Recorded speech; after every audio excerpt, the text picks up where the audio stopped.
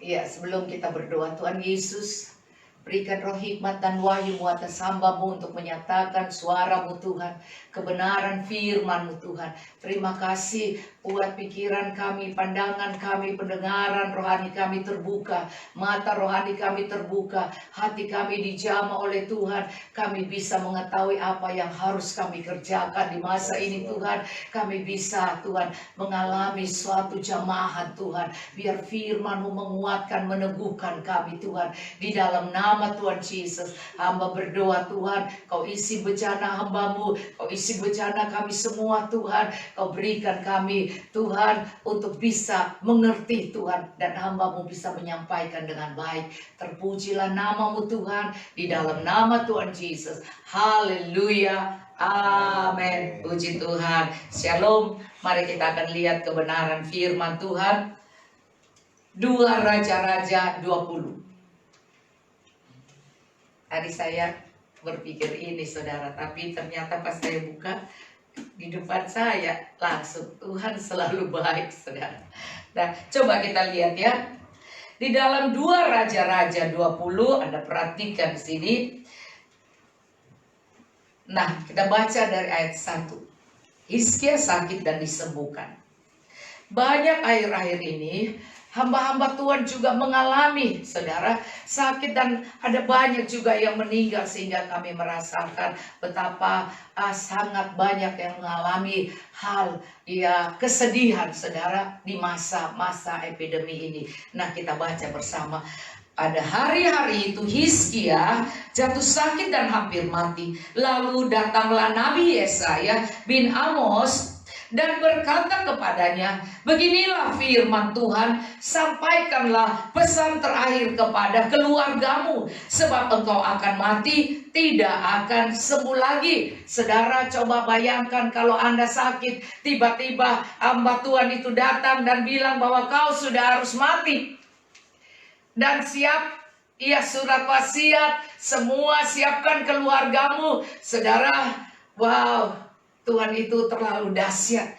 Sampai kepada hal-hal seperti ini juga harus disampaikan saudara. Dan Tuhan begitu memperhatikan. Jadi jangan pernah khawatir bahwa satu hal, Tuhan kita adalah Tuhan yang memperhatikan. Tuhan yang tahu kebutuhan, Tuhan juga yang tahu bahwa Anda akan meninggal atau akan sakit. Semua sebenarnya Tuhan tahu. Bukan mata Tuhan menjelajah seluruh bumi, bukan mata Tuhan melihat semua keadaan kita. Kalau Anda mengalami sukar apapun, Anda berpikir saja Tuhan tahu. Sesuatu di hati Anda, ada niat baik atau buruk, atau rencana-rencana yang lain, Tuhan juga Maha tahu. Jangan takut saudara, jangan khawatir. Sebab itu jaga hati, pikiran, dan niat kita, dan seluruh di dalam kita selalu dijaga, dibersihkan, sehingga tidak ada kecurangan, tidak ada kemunafikan, tidak ada Tuhan, roh-roh kedagingan, tidak ada roh-roh, jahat di dalam kita, tidak ada roh yang tidak benar, saudara, di dalam kita. Bahkan kesombongan atau hal-hal penipuan tidak ada pada kita.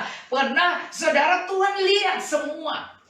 Kalau Anda menipu di dekat orang yang tahu bahwa Anda menipu, Anda malu sebenarnya kan?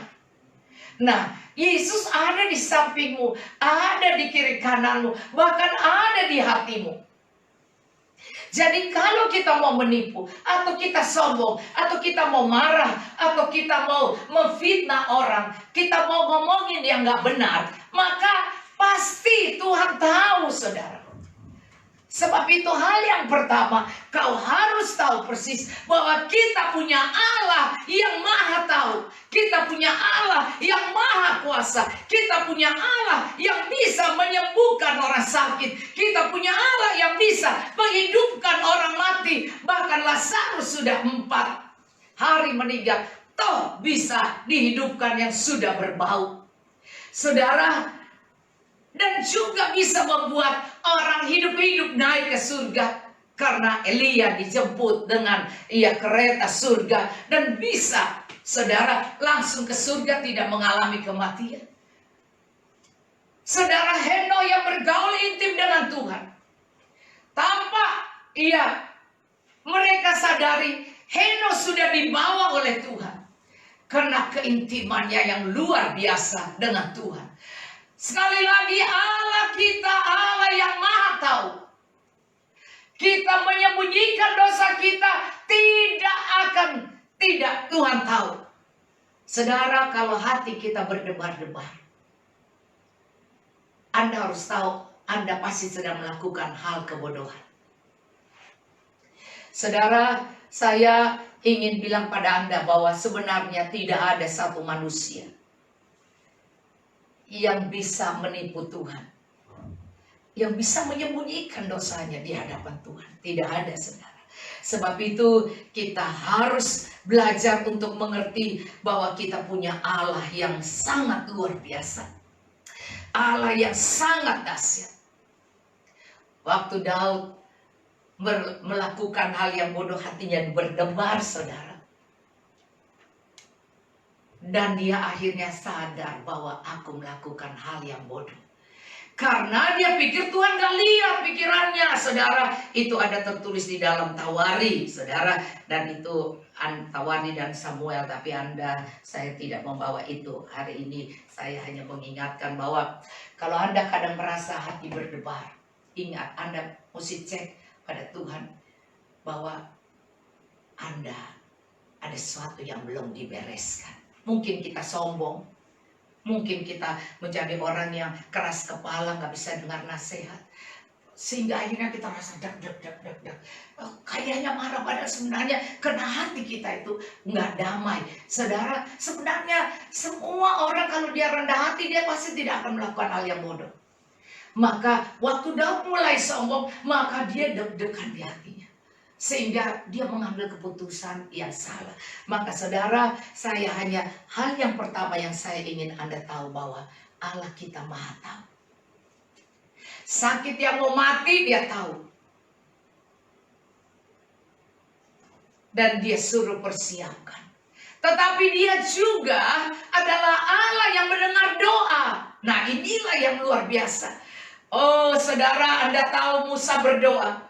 Yang sebenarnya bangsa Israel, Tuhan sudah geram dan murka. Dan mereka sudah melakukan patung berhala dan Musa sudah sebel juga. Tapi Musa tahu bahwa aku sudah keluar dari Mesir. Untuk membawa mereka keluar. Karena Tuhan yang suruh. Masa Tuhan mau hancurkan mereka semua terus yang masuk siapa? Saudara, tapi sekali lagi. Dia datang dan minta doa. Dan Tuhan, dia bilang kalau perlu namaku jangan ditulis di situ. Tapi selamatkanlah bangsa ini. Saudara, dan Tuhan, di Alkitab tulis Tuhan menyesal. Wah, luar biasa.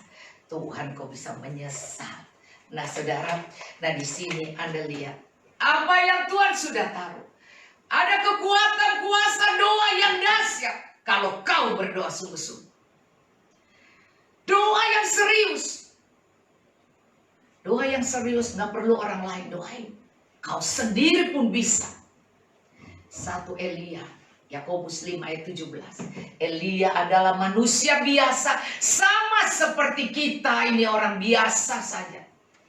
Tapi kalau kita sungguh-sungguh berdoa. Maka dia katakan. Elia bisa menutup dan membuka pintu langit.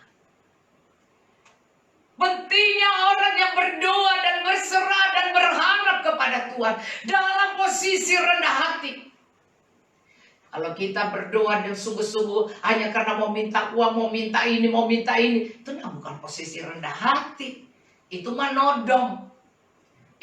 Itu mah ngotot seperti Tuhan yang punya utang pada kita yang mesti bayar. Tuhan yang bersalah pada kita. Kita yang bersalah tidak melakukan perintah Tuhan. Nah saudara, saat ini saya membawakan dua hal ini. Allah Maha Tahu. Mata Tuhan menjelajah seluruh bumi. Dia tahu hari masa lalu kita. Dia tahu sekarang. Dia tahu hal yang akan datang. Nah, yang kedua. Lalu Hizkia, beginilah firman Tuhan, sampaikan pesan terakhir kepada keluargamu, sebab engkau akan mati, tidak akan sembuh lagi. Lalu Hizkia memalingkan mukanya ke arah dinding dan ia berdoa kepada Tuhan. Hal yang kedua. Saudara, Hizkia berdoa. Kenapa dia berdoa? Apakah dia percaya bahwa iya nanti gua mati, bener nih Tuhan sudah bilang? Enggak. Saudara, dia berdoa karena dia tahu Allah melihat dia. Dia tahu matanya Tuhan sedang melihat dia. Kalau kau tahu kau sedang dalam kesakitan, kau sedang dalam bermasalah, kau sedang dalam problem, sebenarnya Tuhan sedang melihat kau. Tuhan sedang membentuk kita untuk menjadi serupa dengan rencana Tuhan. Wow, luar biasa. Saudara, bahkan firman Tuhan bilang, kalau Tuhan memulihkan keadaan orang itu, musuhnya aja didamaikan. Orang yang kita sebel musuh itu bisa datang dan datang baikan, saudara. Seperti waktu masa Ayub itu. Sehingga tidak ada orang yang punya musuh. Karena orang yang berkenan pada Tuhan, karena orang itu pasti rendah hati, saudara. Kalau kau ada marah, sombong, fitnah, dan ngejelekin orang, dan ia punya kepahitan pada orang siapapun, mau orang itu bersalah padamu atau tidak, soalnya banyak orang yang tidak bersalah, kemudian orang-orang pada marah. Wah, banyak pendeta, dia khotbah apa orang gak senang marah. Padahal pendeta aja gak kenal lo. Lo juga siapa gitu. Jadi ada banyak orang mengalami persoalan yang mana hatinya gak beres. Tapi ingat baik-baik, saudara, hal yang luar biasa. Tuhan inginkan kita mengerti bahwa kalau kita mengalami masa-masa kesesakan, dan Tuhan sedang berperkara dengan kita. Dan saat itulah yang paling indah adalah tersungkur di kaki Tuhan. Jangan mengandalkan manusia, siapapun bisa diingkari. Karena semua manusia bisa pembohong adanya. Tapi ada satu yang tidak bisa berdusta. Janjimu seperti fajar pagi hari yang tiada pernah terlambat bersinar. Janji Tuhan selalu akan terbit fajar di pagi hari. Saudara percaya bahwa apa yang dikatakan oleh Nabi itu, Yesaya bin Amos kepada Raja Hizkia, dia raja loh. Orang biasa, bukan jenderal bawaan apa semua. Dia adalah raja. Dan raja ini pas mendengar ini, dia tidak memberhentikan Nabi. Berhentikan, dia tidak bilang, oh sorry. Kalau dia sakit mungkin dia, tolong panggilin, Nabi Yesaya, suruh balik, bilang tolong doakanlah saya supaya saya jangan mati, karena saya belum punya keturunan. Saat itu Hizkia belum punya keturunan, saudara, belum punya anak untuk menggantikan dia.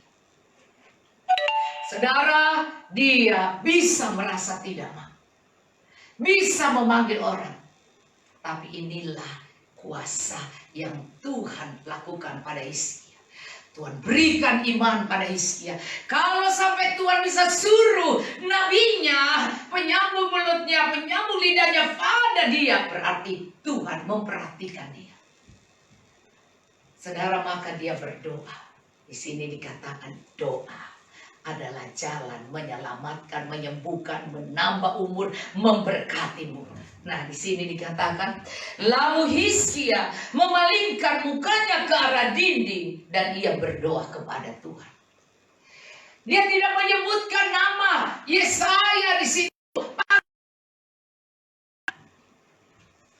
Karena Yesaya nabi, bukan bawahannya. Seorang nabi, bosnya adalah Maka seorang yang menyampaikan suara Tuhan gak perlu takut. Kalau memang harus menyampaikan, sampaikan saudara.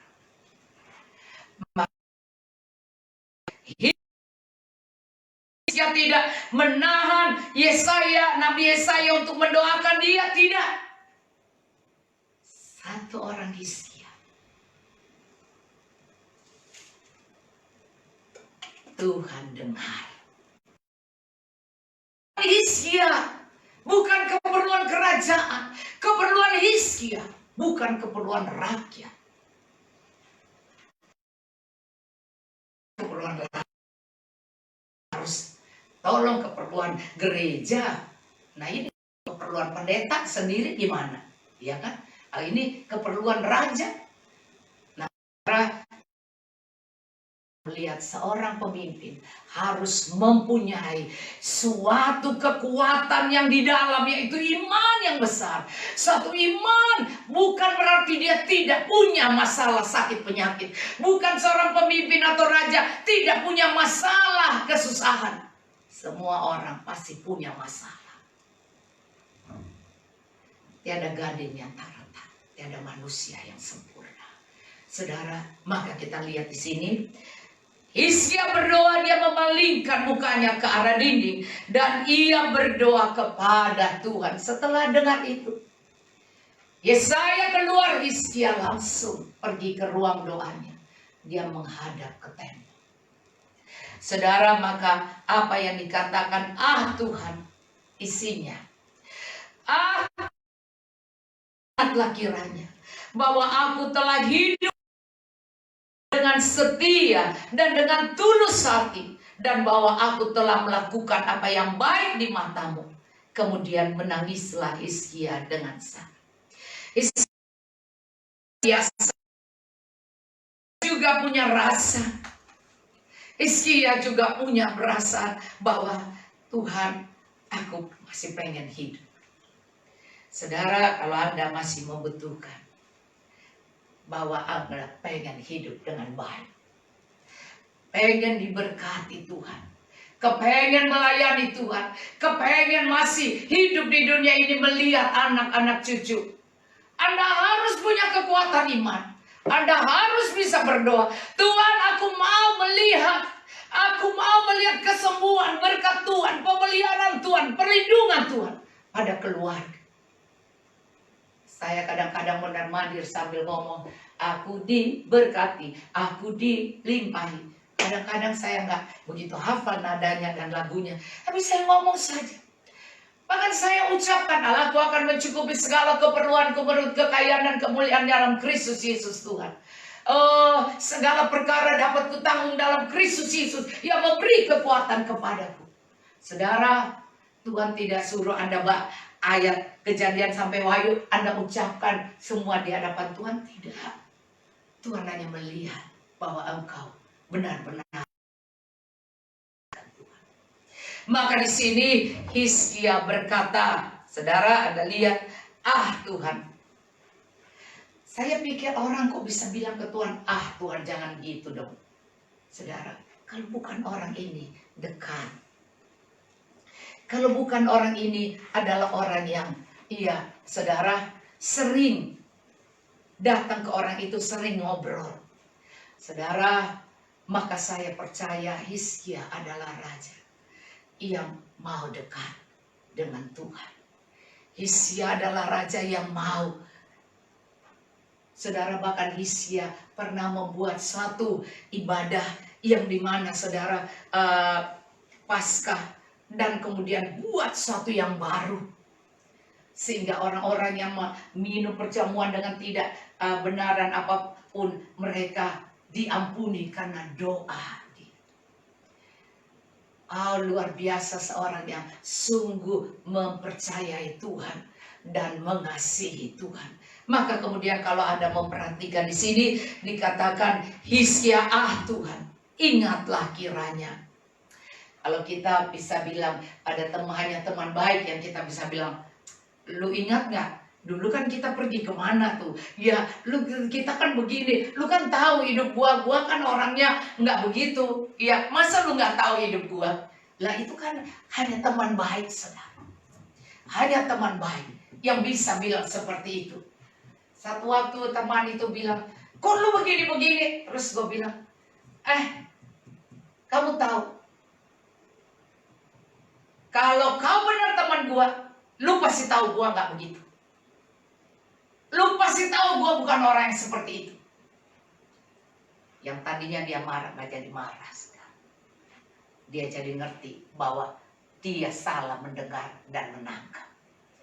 Dia salah menangkap. Nah saudara, disinilah Hizkia berperkara dengan Tuhan. Dia katakan, Tuhan, ingatlah kiranya bahwa aku telah hidup di hadapan-Mu dengan setia. Tuhan memperhitungkan cara hidup kita. Saudara, hidup yang adalah kehidupan orang-orang yang setia, yang akan menjadi sahabat Allah. Orang yang setia, yang tetap memegang perjanjiannya sekalipun rugi, saudara. Sekalipun rugi sekalipun saya rugi atau apa, tapi kalau sudah janji sama orang itu atau ini, saya pasti akan melakukannya, saudara. Kita harus menjadi orang yang punya integritas, yang benar-benar dilihat oleh Tuhan dan manusia, hidup kita benar. Nah saudara, maka di sini dikatakan, ya aku telah hidup di hadapan-Mu dengan setia. Maka dia tidak pernah melanggar janji.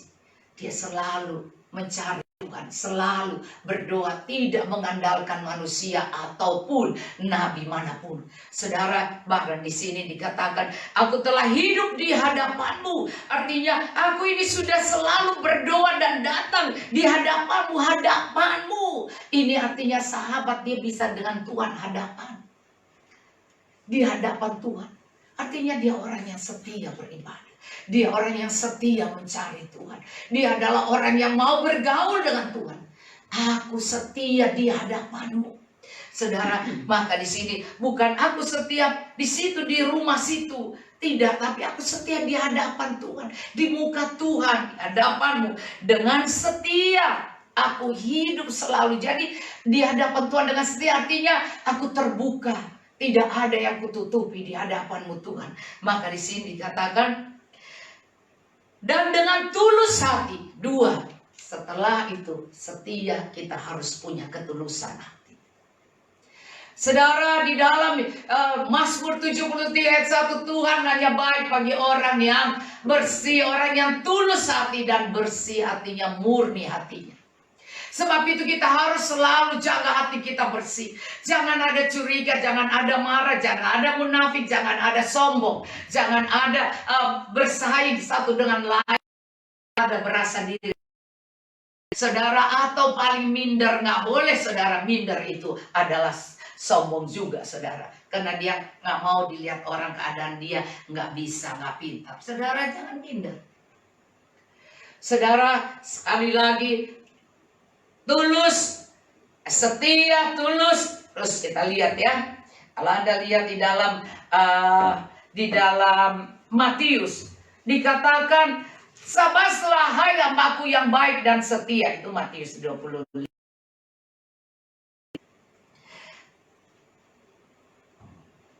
Sabaslah hai hambaku yang setia.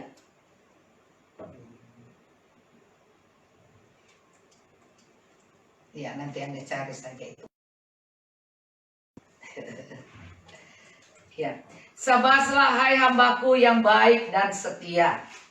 Katanya baik terus setia. Jadi bukan yang biasa-biasa, tetapi orang yang baik dan juga orang yang setia. Ya.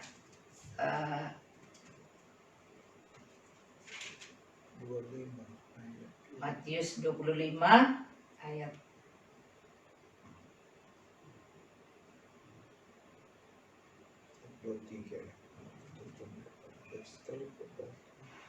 iya, saudara, karena ditekankan di situ, sabaslah hambaku yang baik dan setia. Karena kau sudah setia perkara kecil, Tuhan akan memberikan perkara yang lebih besar. Jadi Anda harus tahu persis ke orang yang menjadi hamba Allah yang setia itu akan mendapatkan hal-hal yang luar biasa. Doanya akan didengar Tuhan.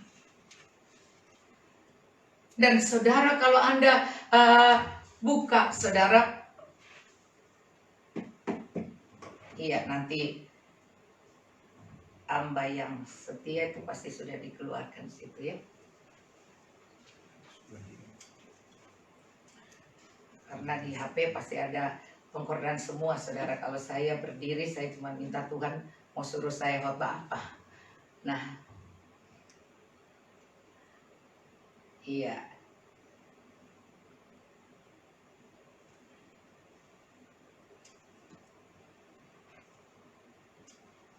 Setelah hadapan dengan setia, terus kemudian tulus hati. Ya, Mazmur 73 ayat 1, tulus hati. Dan bahwa aku telah melakukan apa yang baik di matamu. Yang ketiga adalah baik, saudara. Anda lihat ya, baik di matamu. Maka sebab itu saya mengambil Matius itu supaya Anda lihat sebentar lagi sudah. Karena saya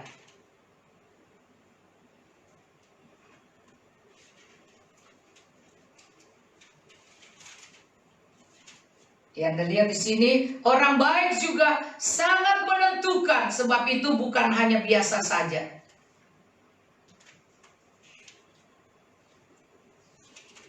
Saya mengambil juga di bagian ini, saudara, Anda harus lihat ya.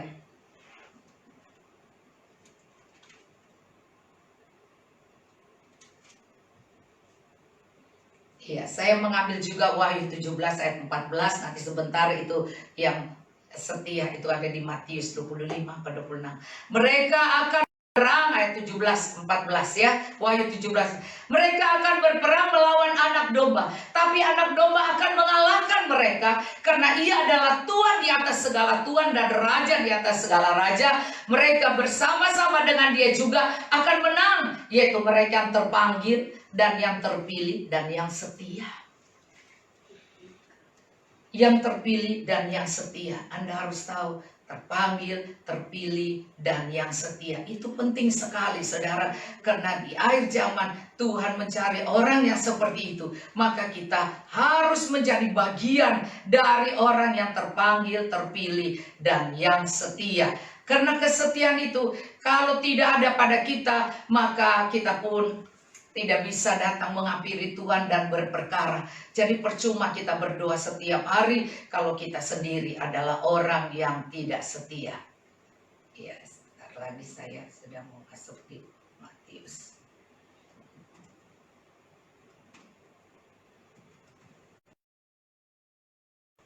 Karena saudara, cara Tuhan pada kita, saudara, Timotius 6 ayat 11 dikatakan, tetapi engkau hai manusia Allah, orang-orang yang manusia Allah, orang-orang yang manusia tapi memiliki hati Allah, orang-orang itu adalah orang-orang yang dikatakan, iya, tapi engkau hai manusia Allah, jauhilah semua itu, yaitu kedagingan yang lain-lain di atasnya, tapi kejarlah keadilan, ibadah, kesetiaan, kasih, kesabaran dan kelembutan. Itulah manusia Allah. Manusia Allah, manusia bisa sakit, tetapi kalau dia berdoa, Tuhan mendengar dia. Manusia Allah itu luar biasa. Iya, saya memberikan Anda lagi.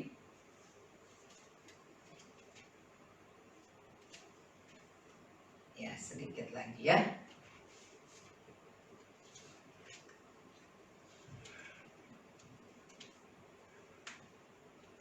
Kalau kita perhatikan ya,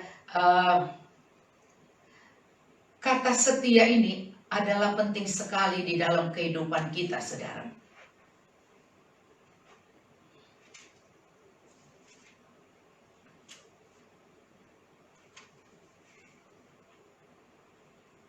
Ya, kalau Anda lihat lagi di Efesus ya, terus saya mau yang itu tuh Matius, gampang sekali, tapi kalau saya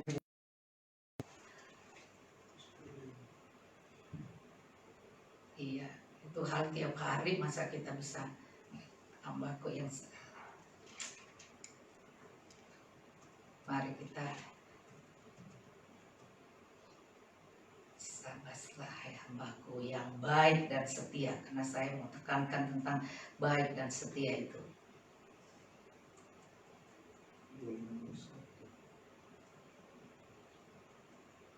Matius kan di situ. Matius 25. Iya.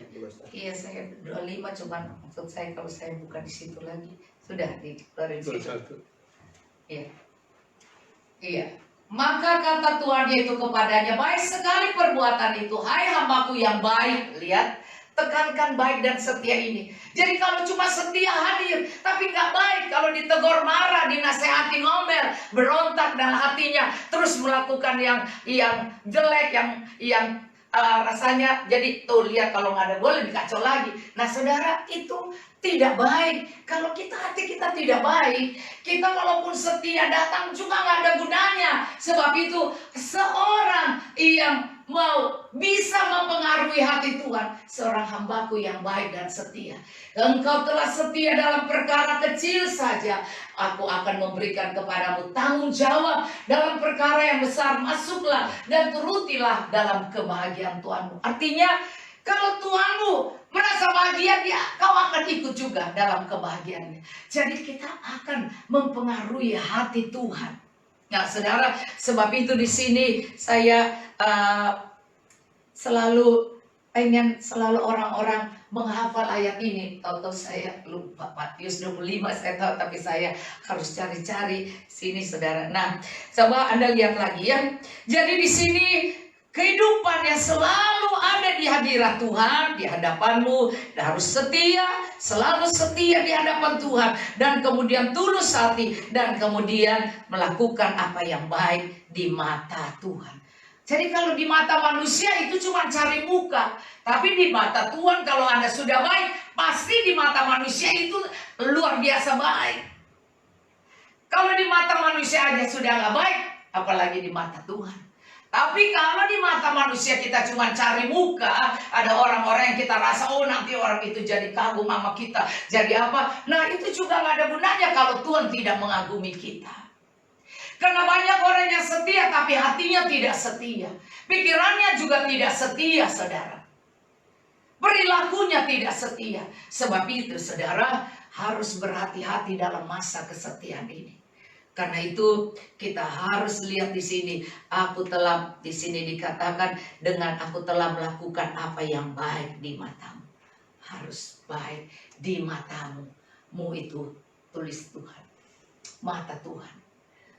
Maka saudara, orang yang bisa di hadapan Tuhan dengan setia, bisa menjaga ketulusan hati, bisa menjadi orang baik di mata Tuhan, saudara, melakukan yang baik di mata Tuhan, artinya Tuhan mau apa, dia lakukan.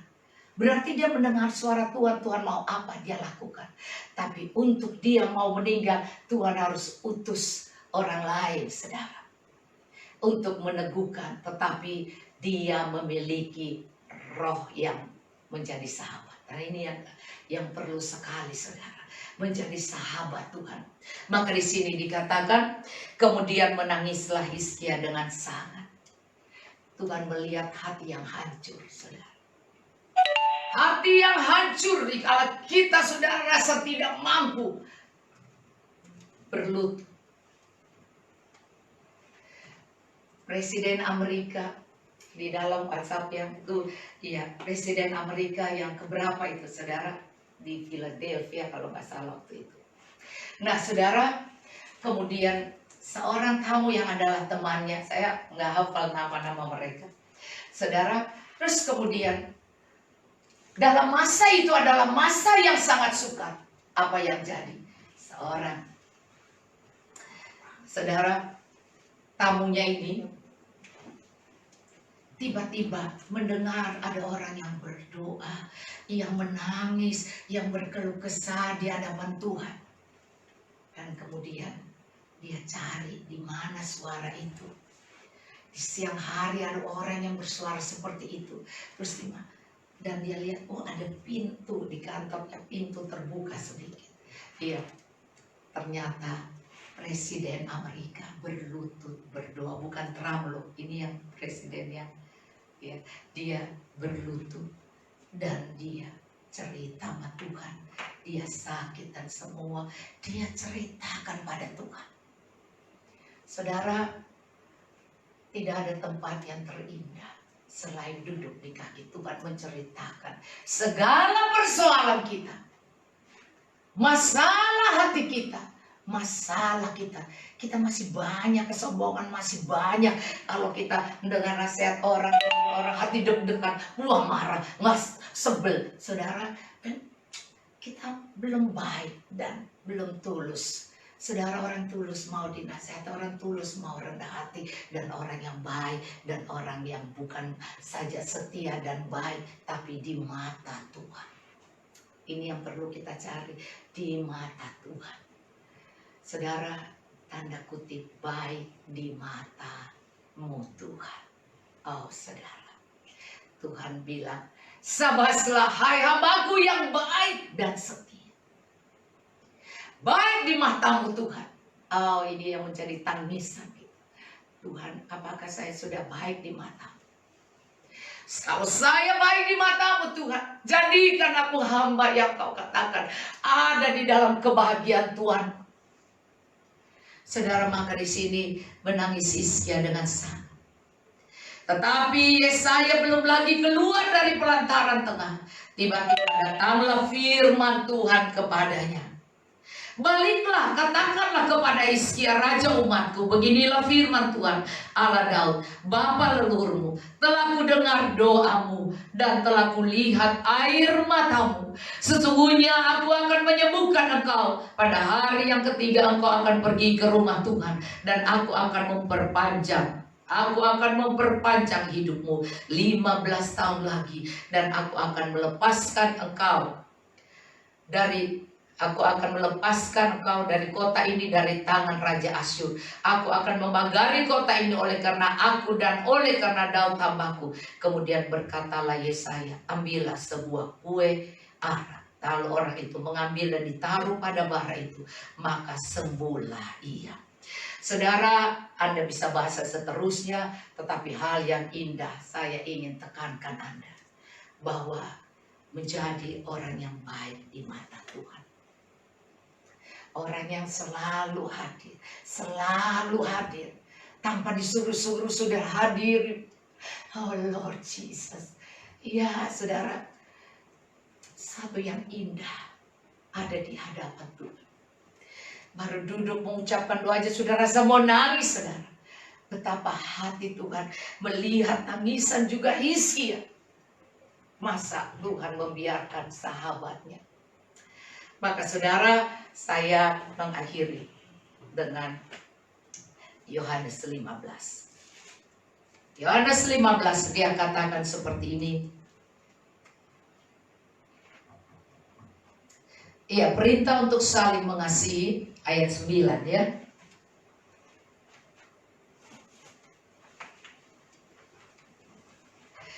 Seperti Bapa telah mengasihi aku, demikian juga aku telah mengasihi kamu. Tinggallah di dalam kasihku itu. Tuhan kepengen kita selalu di dalam pelukan kasih Tuhan. Tidak jauh dari Tuhan, selalu ada. Kalau kita fokus ke Tuhan, maka orang mau marah, orang mau nasihatin keras, orang mau apa, kita nggak akan marah. Hati kita tetap baik dan kita melakukan lebih baik lagi, saudara. Kalau kita benar-benar memiliki fokus untuk Tuhan, bukan untuk kepentingan diri kita.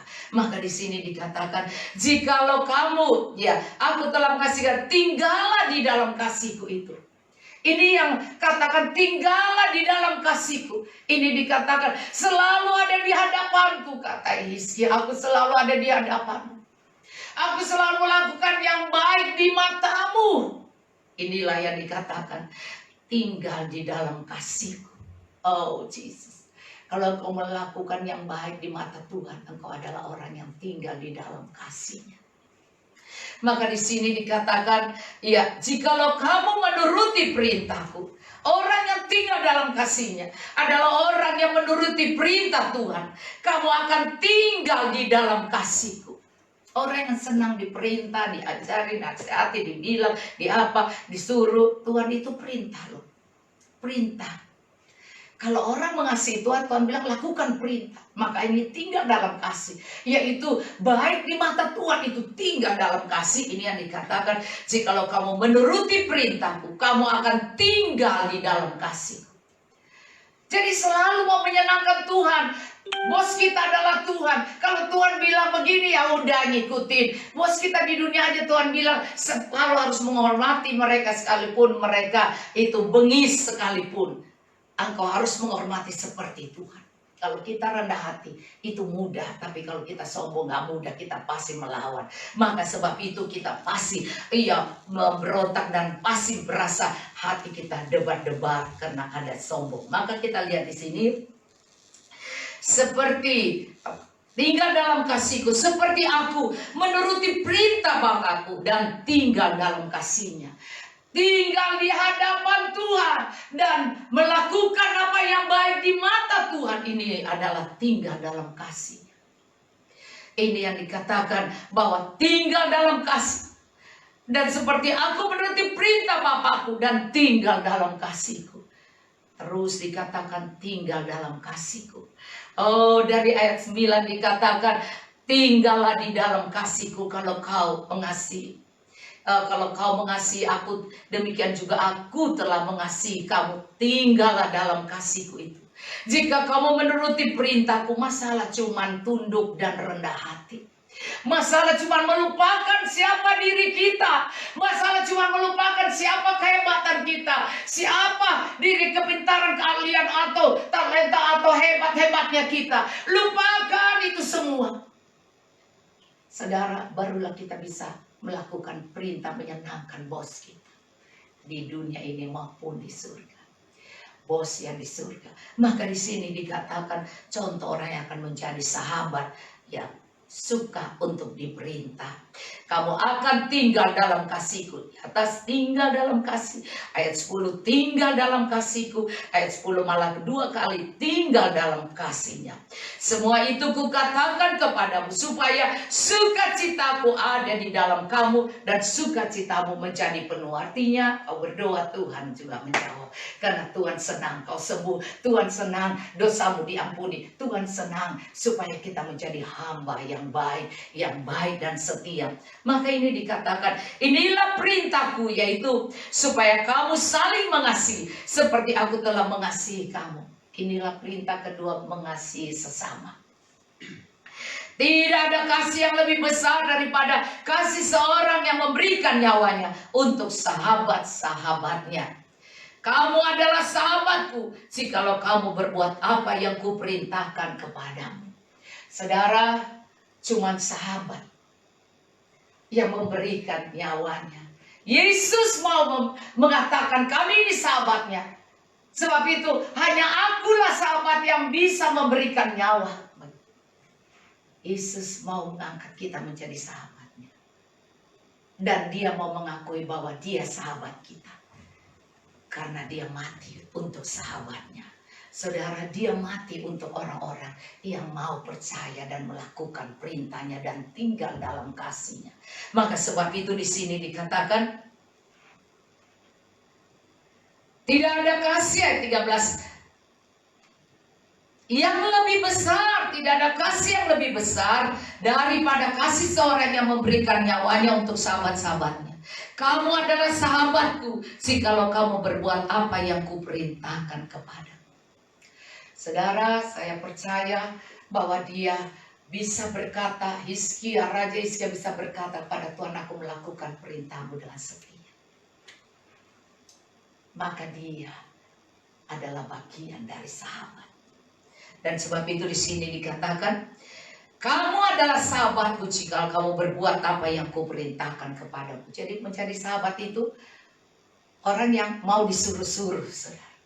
Mau melakukan tanpa berbantah, tanpa marah.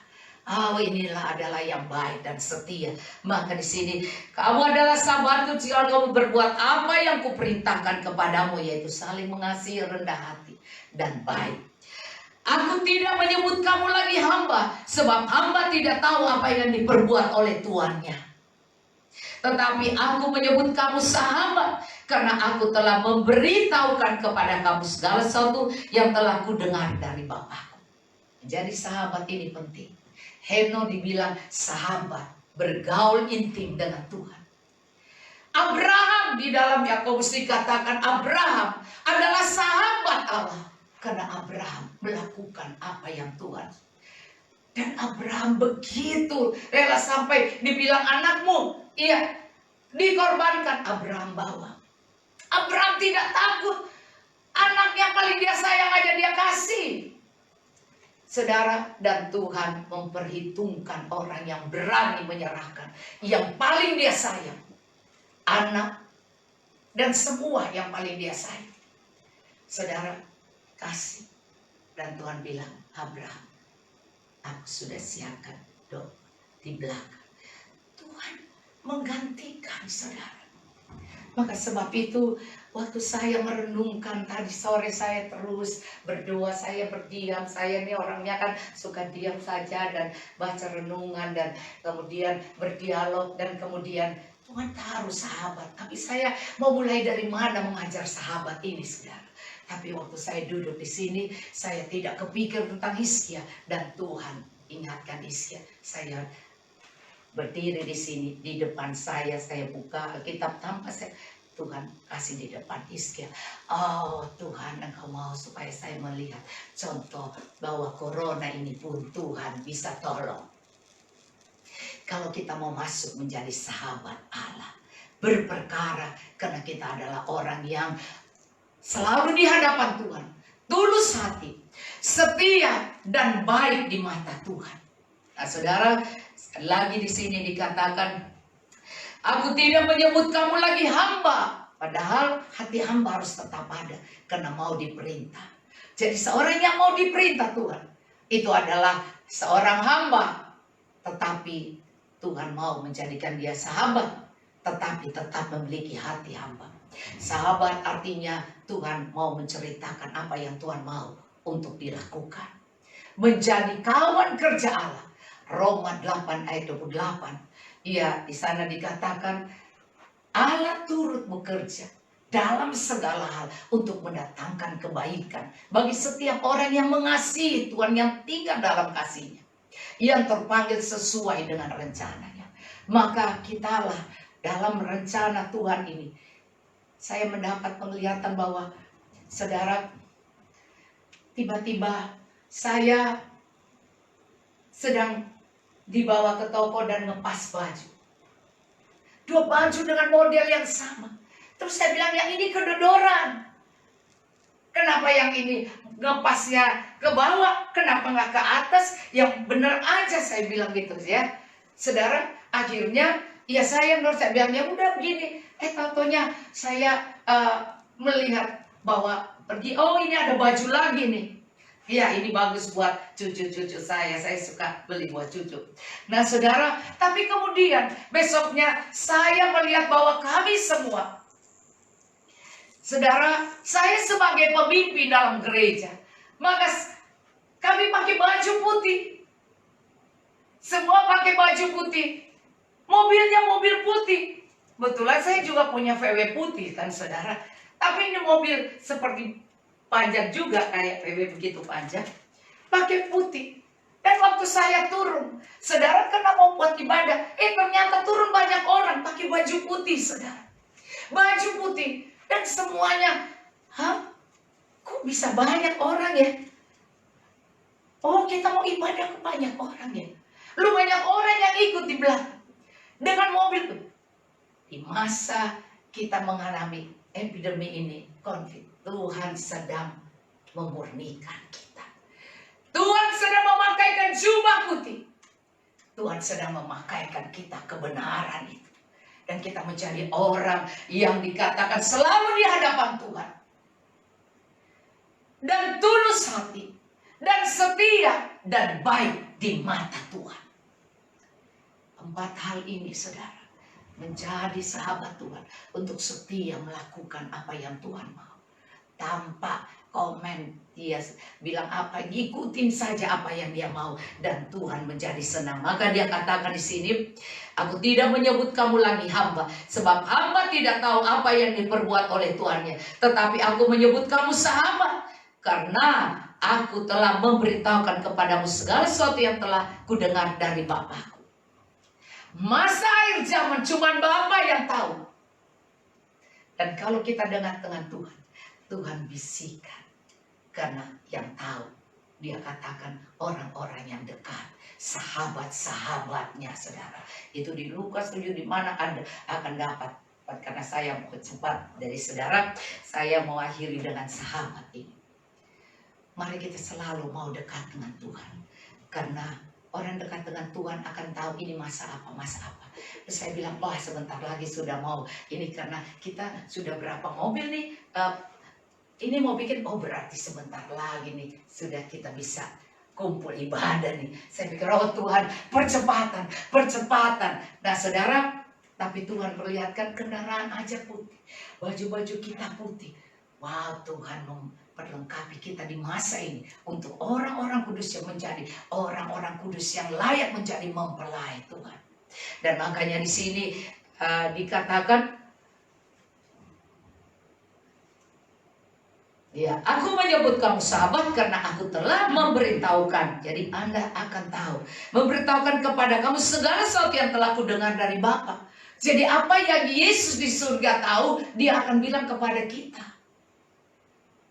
Tuhan mencari sahabat yang bisa mendengar dan mau melakukan.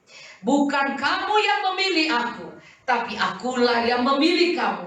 Dan aku telah menetapkan kamu supaya kamu pergi dan menghasilkan buah, dan buahmu itu tetap. Supaya apa yang kamu minta kepada Bapa dalam namaku, diberikannya kepadamu.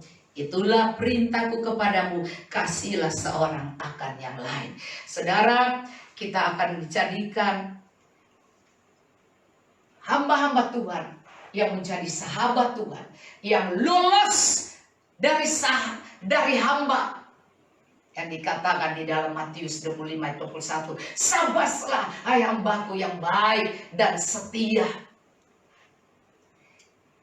Karena Tuhan akan membuat kita tidak bisa tidak tetap memiliki hati hamba. Sehingga waktu dia angkat kita menjadi sahabat, kita tidak GR dan tidak sombong. Kita tetap rendah hati dan kita tetap mengikut Tuhan dengan setia dan baik di mata Tuhan. Maka doa kita katanya, karena bukan kau yang memilih, karena seorang pengantin laki-laki, dia yang memilih pengantin perempuan.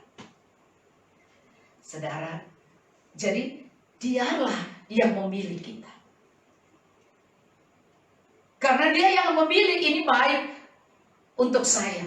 Oh kalau ini nggak baik, ngapain kita kawinin dengan dia? Cuma bikin pertentangan, perceraian saja. Tidak baik. Jadi seorang laki-laki harus dewasa dan dia harus bisa memilih ini baik menjadi. Maka saudara, mempelai Kristus dipersiapkan untuk kedatangan Tuhan. Orang-orang yang siap melakukan firman Tuhan. Berlaku baik, penuh kasih, dan saling mencintai Tuhan. Melakukan perintahnya, mengasihi sesama. Itulah salib. Makanya hubungan dengan Tuhan akan terjalin. Sehingga apa saja yang kamu minta dan doakan, Tuhan pasti memberkati dan menjawab. Sehingga doa dari Hizkia pun dijawab oleh Tuhan. Oh, Nabi Yesaya belum keluar dari halaman istana, sudah dibilang Tuhan balik, bilang doamu sudah dijawab. Wow, keren saudara. Wow, keren. Kita minta virus corona stop Tuhan. Stop Tuhan. Biarlah berhenti Tuhan. Sudah cukup mereka yang di rumah sakit, sembuhkan Tuhan. Dan jangan lagi ada korban. Biar percepatan terjadi. Kami bisa berkumpul dengan teman-teman, beribadah. Saya melihat itu saudara, dan saya bilang, wah Tuhan, biarlah ini tandanya bahwa sebentar lagi Tuhan, kami bisa beribadah bersama. Nah, sebab itu dikatakan ayat Iya, Yohanes 15 ayat 7, jikalau kamu tinggal di dalam aku dan firmanku tinggal di dalam kamu, minta apa saja yang kamu kehendaki, kamu akan menerimanya. Dalam hal inilah Bapakku dipermuliakan, yaitu jika kamu berbuah banyak, dan dengan demikian kamu adalah murid-muridku. Saudara, di tingkat murid, tingkat hamba, tingkat sahabat, selalu dibutuhkan buah.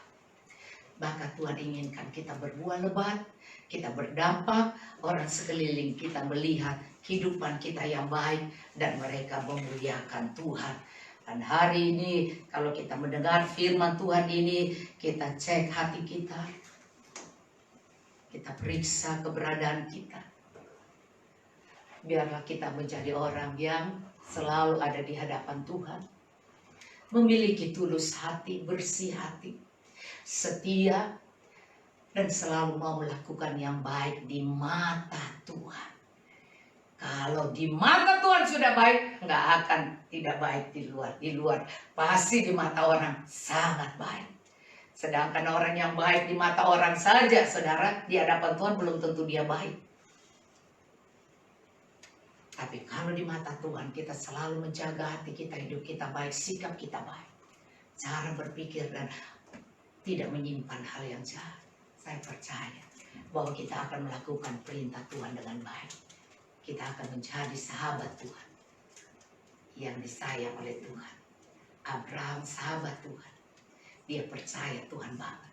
Orang yang beriman. Hizkia tidak cari orang lain untuk doakan. Tapi Tuhan yang perintahkan, ya saya bilang lagi ke dia. Oh, luar biasa saudara. Dan luar biasa kan. Abraham, bapak orang beriman. Dia sangat percaya pada Tuhan. Bahwa Tuhan menyuruh anaknya korban, ini biar saja Tuhan yang memberi, Tuhan yang mengambil. Terpujilah Tuhan, ternyata Tuhan tidak punya niat jahat. Tuhan tidak pernah berbuat jahat. Kalau kau merasa sekarang lagi tergoncang, sebenarnya Tuhan semua proses kedagingan kita. Mungkin kita sombong, mungkin kita tidak melakukan perpuluhan, mungkin kita tidak membayar apa yang menjadi beban kita. Iya, mungkin orang sekeliling kita cuek aja. Tuhan mikirin usaha kita, mikirin kesenangan, mikirin semua anak kita, dan kita nggak peduli orang lain. Maka waktu Tuhan proses, karena Tuhan mau membentuk kita menjadi orang yang punya kasih, menjadi orang yang benar-benar baik. Percaya saudara, kadang kita pikir kita baik, mungkin kita bilang kita baik, padahal Tuhan bilang no, kau tidak baik. Sebab itu kita harus mencari sampai kita mendengar suara Tuhan, menjadi sahabat Allah, sampai kita tahu Tuhan bisa bilang, aku sudah berbuat apa yang baik di matamu Tuhan. Ini dahsyat. Puji Tuhan, biarlah kita akan mengikuti firman Tuhan dengan baik dan melakukan apa yang Tuhan mau. Tuhan Yesus memberkati.